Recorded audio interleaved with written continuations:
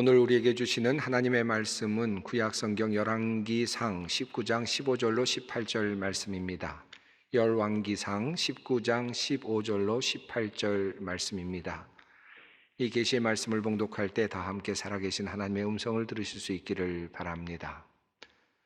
여호와께서 그에게 이르시되 너는 내 길을 돌이켜 광야를 통하여 다메섹에 가서 이르거든 하사엘에게 기름을 부어 아람의 왕이 되게 하고 너는 또 nim시의 아들 예후에게 기름을 부어 이스라엘의 왕이 되게 하고 또 아벨무올과 사밧의 아들 엘리사에게 기름을 부어 너를 대신하여 선지자가 되게 하라.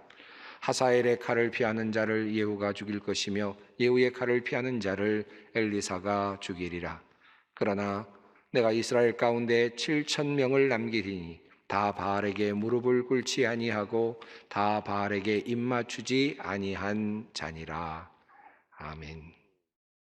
엘리야와 관련해서 여러분이 기억하실 만한 매우 중요한 사건이 하나 있다면 갈멜산에서의 제사일 것입니다. 여러 제사장들과 약 850명의 제사장들과 혼자서 대결을 벌였던 아주 특별한 그런 경우였습니다.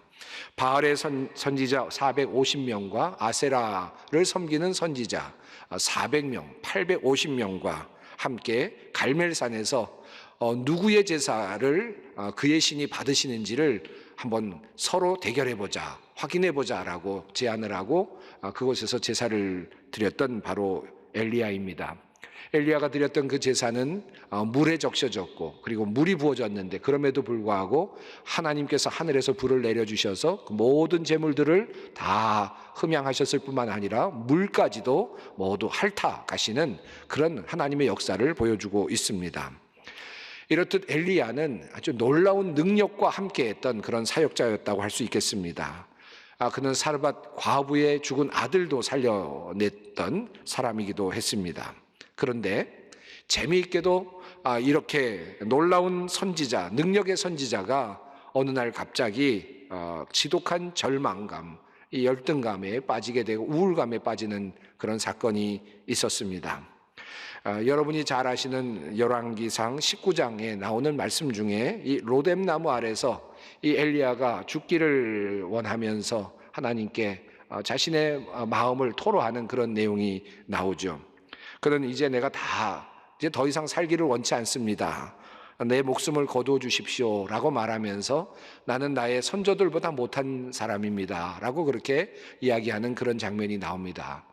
어떻게 그렇게 정말 기적을 베풀고 있었던 그리고 놀라운 기적을 만들어가던 그런 엘리야가 이렇게 절망으로 빠져들어갈 수 있었을까? 살펴볼 필요가 있을 것 같습니다. 그 이야기의 흐름을 보기 위해서는 19장 앞에 있는 내용을 살펴보아야 합니다. 19장 1절은 이렇게 시작이 됩니다. 아합이 엘리야가 행한 모든 일을 이세벨에게 말했다라는 내용으로 시작이 되죠. 무슨 이야기인가 하면 바로 18장에는 이 엘리야가 그 아합 왕 앞에서 바알과 아세라의 제사장들과 대결하는 장면이 나오고 그 대결에서 승리를 하고 850명의 그 제사장들을 모두 죽이는 그와 같은 일을 하게 되죠. 그 일을 아합 왕이 이세벨에게, 그의 왕비인 이세벨에게 전하는 내용으로 시작이 됩니다. 그런데 이 이세벨이 이 이야기를 듣고는 엘리야에게 심부름꾼을 보냅니다. 그리고는 그에게 말하기를 내가 반드시 너를 죽이겠다. 내일 이맘때까지 너를 죽이지 않는다면 나의 신이 나에게 저주를 내릴 것이다 라고까지 그렇게 강하게 이야기를 하죠. 이세벨의 이러한 협박을 들은 엘리야는 그런데 당당하기는커녕 도리어 갑자기 두려움에 빠집니다. 그리고 도망을 갑니다. 그리고 브엘세바를 지나서 그리고 광야로 홀로 들어가서 로뎀나무 아래에 앉게 되죠. 그리고 그는 하나님께 이렇게 말합니다. 주님, 이제는 더 바랄 것이 없습니다. 나의 목숨을 거두어 주십시오. 나는 내 조상보다 조금도 나을 것이 없습니다. 아마도 이 선지자로 말하면 이보다 더 큰 승리를 거뒀던 갈멜산에서의 제사의 사건보다 더 큰 승리를 거뒀던 사람은 아무도 없었을 것입니다. 그런데 지금 엘리야는 자기 자신을 참으로 낮게 보면서 자신의 그 열등감 속에 빠져 있으면서 하나님께 자기 자신의 목숨을 이제 데려가 달라고 그렇게 말씀하고 있습니다. 무엇이 엘리야를 이렇게 처절한 좌절감과 실패감으로 빠져들도록 했을까요? 어떤 문제가, 어떤 계기가 이와 같은 그의 변화를 만들어냈을까 하는 것입니다. 그의 지독한 우울증의 그 원인으로는 첫째로 갈멜산에서의 제사에서 가졌던 그의 기대와 관련이 있어 보입니다. 그는 갈멜산에서 하나님께 제사를 드리면서 이렇게 요청을 하지요. 주님, 응답하여 주십시오. 응답하여 주십시오. 이 백성으로 하여금 주님이 주 하나님이시며 그들의 마음을 돌이키게 하시는 주님이심을 알게 하여 주십시오. 그리고 나서 하나님께서 내가 드리는 이 제사를 받아 주십시오라고 그렇게 간청했습니다. 그리고 그 결과는 여러분이 아시는 대로입니다. 엘리야의 승리였고 하나님의 승리였습니다. 엘리야는 바로 그 순간 아마 이렇게 생각했을지도 모릅니다. 요즘 말로 말하면 이거면 됐다. 이거 하나면 됐다. 어느 누구도 이제는 하나님을 부인할 수 없을 것이다. 이 놀라운 기적 한 번이면 모두가 다 하나님을 인정하지 않을 수 없을 것이다. 이제는 다 끝났다. 모든 민족이 아왕을 비롯해서 모든 사람들이 이제 나에게 와서 하나님께 나아갈 수 있게 해달라고 그렇게 요청할 것이다. 아마 그런 기대를 했을 것입니다. 그리고 나서 사실 이 엘리야는 한 가지 기적을 더 보여주지요.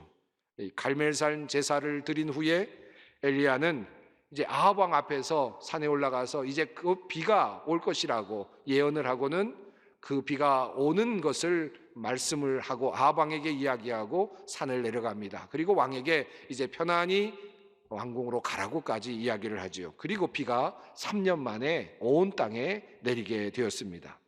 아마 내려가는 그의 발걸음에는 아마 여유가 만만했을 것입니다. 자, 이제 다 끝났다. 모든 것은 끝났다. 이제 나는 승리했다. 하나님의 승리가 이제 이루어졌다. 완성되었다라고 그렇게 생각을 했겠죠. 이렇게 모든 것을 마음을 놓고 이제 승리만을 생각했던 이런 엘리야에게 뜻밖의 소식이 옵니다.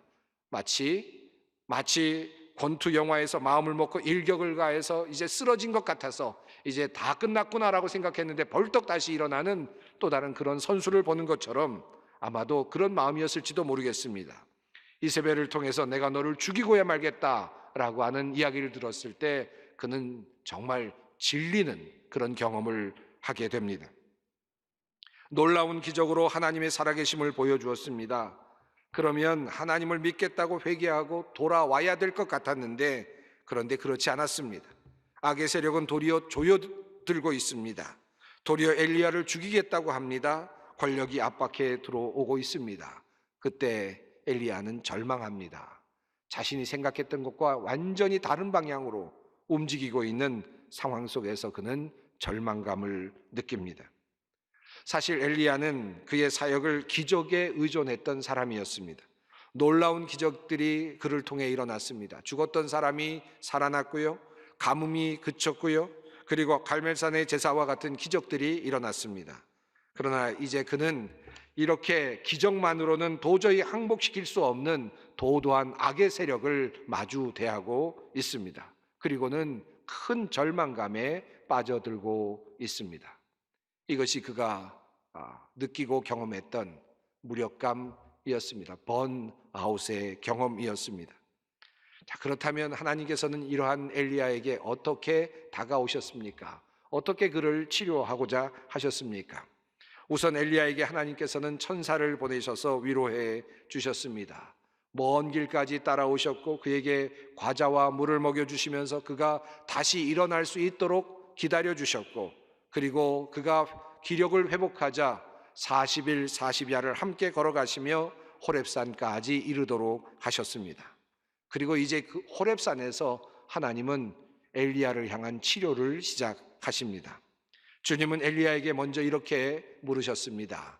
엘리야야, 내가 어찌하여 여기 있느냐? 이 질문의 의미는 무엇일까요? 엘리야야, 네가 왜 지금 이 낭망의 절망의 자리에 있느냐? 번아웃된 상태에 놓여 있느냐? 네가 왜 어쩌다가 여기에 앉아 있게 되었느냐? 라고 하는 질문이죠. 그러자 엘리야가 대답합니다. 내가 만군의 하나님 여호와께 열심히 유별하오니 이는 이스라엘 자손이 주의 언약을 버리고 주의 제단을 헐며 칼로 주의 선지자들을 죽였음이오며 오직 나만 남았거늘 그들이 내 생명을 찾아 빼앗으려 하나이다. 옛 개역 성경은 이렇게 그의 말을 이렇게 번역합니다. 내가 만군의 하나님 여호와를 위하여 열심히 특심하오니. 마치 어린아이가 어머니에게 고자질을 하는 것 같습니다. 얼마나 원통했는지 엘리야는 하나님께서 묻기만 하시면 같은 말을 반복합니다. 10절에 똑같은 말씀이 있고 14절에도 똑같은 말씀이 반복됩니다. 엘리야는 같은 말을 반복하면서 그의 원통함을 하나님께 토로하고 있습니다. 여기에서 우리는 엘리야가 갖게 된 지독한 절망감의 또 다른 한 가지 원인을 찾게 됩니다. 그것은 바로 나 홀로 남았다라고 하는 그런 생각입니다. 외로움입니다. 이 생각을 하는 순간 우리는 절망으로 치닫게 됩니다. 집안을 일으키기 위해서 열심히 일하던 어떤 가장이 있다고 생각해 보십시오. 열심히 일하고 열심히 나름대로 봉사를 하고 열심히 집안을 일으켜 가다가 어느 순간 찾아오는 생각이 있습니다. 왜 나만 이렇게 해야 되지? 라는 생각이 드는 순간 그에게는 지독한 외로움이 찾아오지요. 그리고 절망감으로 빠져듭니다. 번아웃을 경험하게 됩니다. 나만 이 일을 하고 있다라고 생각을 할 때 우리는 쉽게 절망할 수밖에 없습니다. 외로움을 느낄 수밖에 없습니다. 엘리야도 마찬가지였습니다. 그는 이제 홀로 싸우고 있다고 생각을 합니다. 그리고 기적으로도 이제는 어쩔 수 없는 상황, 국면에 달했다고 그렇게 생각합니다. 악의 세력 앞에서 드디어 그는 좌절하고 있습니다. 끝까지 홀로 버티려던 그의 모든 태도와 마음이 한꺼번에 무너져 내리고 있습니다. 이제 하나님에게는 이 엘리야를 통해서 무엇을 하느냐 하는 것보다 엘리야 자신을 살려야 하는 일이 주된 일이 되었습니다. 그에게 새로운 힘을 주실 것이 필요했습니다. 그래서 하나님은 우울증에 빠져 있는 엘리야를 호렙산에 세우시고 다음과 같이 말씀하십니다. 이제 곧 나 주가 지나갈 것이니 너는 나가서 산 위에 주 앞에 서 있어라. 크고 강한 바람이 주님 앞에서 산을 쪼개고 바위를 부수었으나 그 바람 속에 주님께서 계시지 않았다. 그 바람이 지나고 난 뒤에 지진이 일었지만 그 지진 속에도 주님께서 계시지 않았다.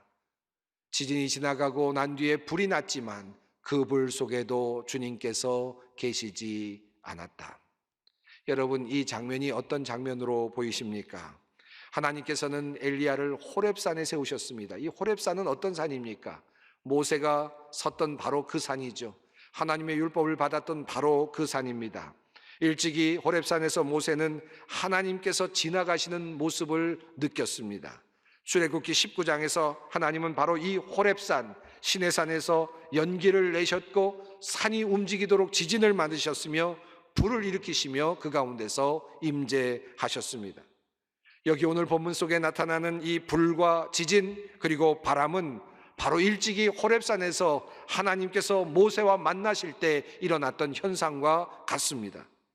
이후에도 호렙산에서 하나님은 같은 이적을 출애굽기 33장에서 모세에게 보여주신 바 있습니다. 그때에는 하나님의 임재가 지진과 불과 함께 있었습니다. 그런데 엘리야의 경우는 다릅니다. 하나님께서 엘리야로 하여금 모세가 섰던 바로 그 똑같은 호렙산에 서게 하셨고 바람을 일으키셨고 지진을 일으키셨고 연기를 일으키셨고 불을 보여주시는데 그런데 그곳에 하나님이 계시지 않았다라는 말씀입니다. 이 말씀의 의미가 무엇일까요? 엘리야는 모세보다 급이 좀 낮다라는 의미겠습니까? 그보다 더 중요한 것은 이 이야기가 우리에게 전해주고 있는 것은 하나님께서는 기적 가운데 임하시기도 하지만 기적 가운데 하나님께서 임하지 않으시는 경우도 있다라는 사실을 엘리야에게 보여주고 계십니다. 하나님의 마음이 담겨 있지 않을 때 하나님의 임재가 사실은 기적 속에서도 보이지 않는다는 말씀입니다. 그리고 하나님께서 그 자리에서 다시 엘리야에게 물으십니다. 엘리야야, 내가 어찌하여 여기 있느냐? 이 질문의 의미는 무엇일까요? 엘리야야, 너는 어찌하여 이 기적의 자리에서만 나를 찾으려고 하느냐? 엘리야야, 내가 어찌하여 이 자리에서 이 기적의 자리를 원하며 이 자리에 서 있어야만 하느냐? 라고 하는 질문이기도 합니다. 지금까지 엘리야는 기적으로 함께 일했던 사람이었습니다. 하나님의 능력을 드러내는 사람이었습니다. 그러나 이제 하나님께서는 그 능력이 중요한 것이 아님을, 성과가 중요한 것이 아님을, 결과 자체가 중요한 것이 아님을 경험케 하십니다. 하나님은 기적의 대부분을 의존하고 있었던 엘리야에게 새로운 시각을 열어주시고자 하십니다. 그리고 엘리야에게 다음과 같은 말씀을 하심으로 그를 향한 처방전을 내리셨습니다.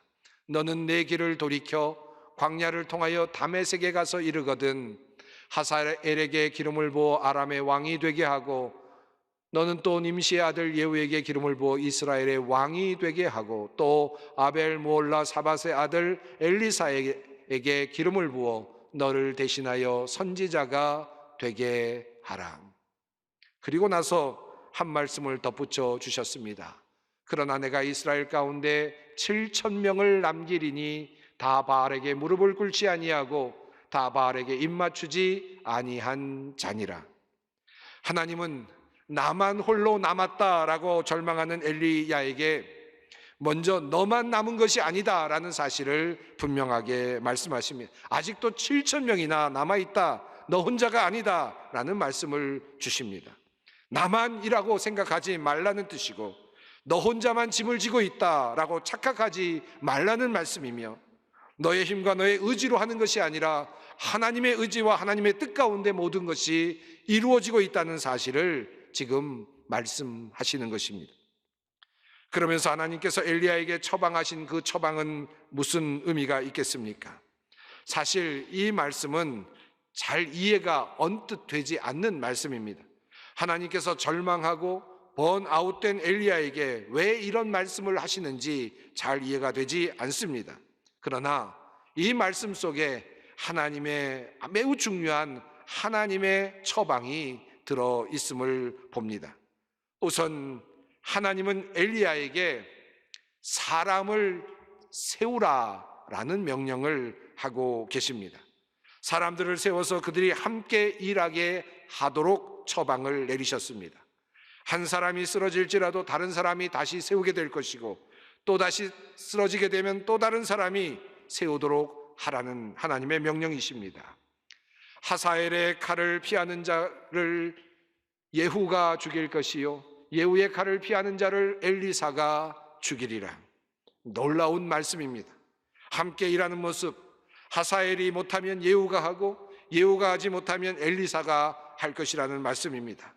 이제 너 혼자만 일하려고 하지 말고 독점하지 말고 함께 일하는 법을 배우라는 뜻입니다. 하사엘도 세우고 예후도 세우고 엘리사도 세우라는 말씀입니다. 사람을 세우고 도움을 받는 것을 두려워하거나 창피하지 말라는 뜻도 담겨 있습니다. 지금까지 이사야는 홀로 있다고 생각했고 홀로 일을 한다고 생각을 했죠. 그러나 하나님께서는 이제 사람들을 세우라고 말씀하십니다. 그것이 너의 번아웃된 삶을 다시 소성케 하고 새롭게 하는 방법이 될 것이라고, 처방전이 될 것이라고 그렇게 말씀하시는 것입니다. 두 번째 매우 중요한 하나님의 처방이 있습니다. 엘리야로 하여금 이제는 기적에 의존하지 말고 선지자 본연의 임무로 돌아가라는 그런 명령입니다. 하나님은 선지자로서 엘리야가 해야 할 일을 말씀하십니다. 하사엘을 아람의 왕으로 세우고 예후를 이스라엘의 왕으로 기름 부으고 그리고 엘리사를 선지자로 다시 세우라는 명령입니다. 이 말씀의 뜻은 선지자로서 해야 될 바로 그 이야기를, 그 말씀을 하시는 것입니다. 선지자가 해야 될 일은 왕을 세우는 일이고 또 다른 선지자를 세워가는 일입니다. 이것이 본연의 임무입니다. 이제 더 이상 기적을 통한 엑스타시에만 머무르려 하지 말고 더 큰 일을 한다고 본연의 임무를 넘어서 바알과 아세라의 제사장들을 죽이는 일과 같은 넘치는 일에 신경 쓰지 말고 자신에게 주어진 일로 돌아가라는 하나님의 명령이기도 합니다. 사실 열왕기상 18장을 보면 하나님께서 이 엘리야를 부르실 때 아합 왕에게 가라라고 말씀하시면서 내가 큰 비를 내릴 것이다 라는 말씀만을 엘리야에게 주셨습니다. 그리고 엘리야는 아합 왕을 찾아가죠. 그런데 이 비가 내리는 그 이야기와 그리고 그 예언과 그리고 그것을 실행하는 일은 조금 뒤로 미루고 그 사이에 자신이 갈멜산의 전투를 만들어 갑니다. 아합 왕에게 이야기를 하면서 그리고 바알과 아세라의 선지자들을 내어놓고 함께 대결을 벌이자고 스스로 만든 일이었습니다. 어쩌면 창의적인 일이었고 매우 자발적인 일이었습니다. 그러나 그것이 하나님의 명령은 아니었습니다. 스스로 만들어서 했던 일이었습니다. 그리고 스스로 만들어 했던 그 일로 인하여 스스로 자기 자신이 절망감에 빠지는 또 다른 그런 경험도 하게 되었습니다. 여기서 우리는 지독한 우울증에 빠져서 절망하고 있는 엘리야에게 이제는 일상으로 돌아가도록 격려하시고 그에게 주어진 일상의 일들 위에 안수하시면서 소명을 주시는 하나님의 자비로운 모습을 보게 됩니다. 자, 그럼 엘리야는 하나님의 말씀을 제대로 이행하며 그래서 소생할 수 있었을까요? 다시 회복될 수 있었을까요? 엄밀히 말하면 엘리야는 이러한 하나님의 메시지를 제대로 알아듣지 못했던 것 같습니다. 그는 사실 이후에도 계속해서 이적을 베풀고 기적을 베푸는 일을 계속해서 행했습니다. 그것을 치중했습니다. 열왕기하 1장 12절을 보면 그를 잡으러 온 군사들에게 불을 내리는 장면이 나타납니다. 그 내용은 이렇습니다. 엘리야의 말입니다. 내가 만일 하나님의 사람이면 불이 하늘에서 내려와 너와 너의 50명을 살을 지로다 하매 하나님의 불이 곧 하늘에서 내려와 그와 그의 군사 50명을 살랐더라. 그는 여전히 그 기적 그리고 하나님의 능력 그것 앞에서 함께 살아가고 있습니다. 그러면서 그는 하나님께서 그에게 명령하신 일들을 실제로는 행동으로 옮기지 않았습니다. 우선 하나님께서 엘리사에게 기름을 부어서 그를 선지자로 후계자로 세우라라고 명령하셨지만 엘리야는 엘리사에게 기름을 붓지 않았습니다. 성경의 어느 곳에서도 엘리사에게 기름을 부었다는 이야기를 찾기가 어렵습니다. 도리어 엘리야는 엘리사와 자꾸 떨어지려고 하지요. 멀리 떨어지려고 합니다. 엘리사가 계속해서 엘리야를 따라가지요. 결국은 엘리야가 하늘로 올라갈 때 얻은 옷을 취하면서 엘리사는 후계자가 됩니다. 하사엘에게 기름을 부으라고 했지만 이것도 엘리야가 하지 않았습니다. 열왕기하 8장 11절을 보면 이것을 정작 행동으로 옮기고 실행하는 사람은 그의 후계자인 엘리사입니다. 예후에게 기름을 붓는 것도 마찬가지입니다. 열왕기하 9장 1절 이후의 내용을 보면 엘리사가 선지자 생도를 보내서 그에게 기름을 붓도록 하고 있습니다. 하나님께서 엘리야에게 명령하신 것 하나도 사실은 엘리야가 행하지 않았습니다. 하나님의 처방전대로 행하지 않았습니다. 결국 그는 기적으로 함께 살다가 기적을 누리며 기적과 함께 살다가 기적적으로 하나님의 나라로 어쩌면 어디인가로 사라지고 있습니다.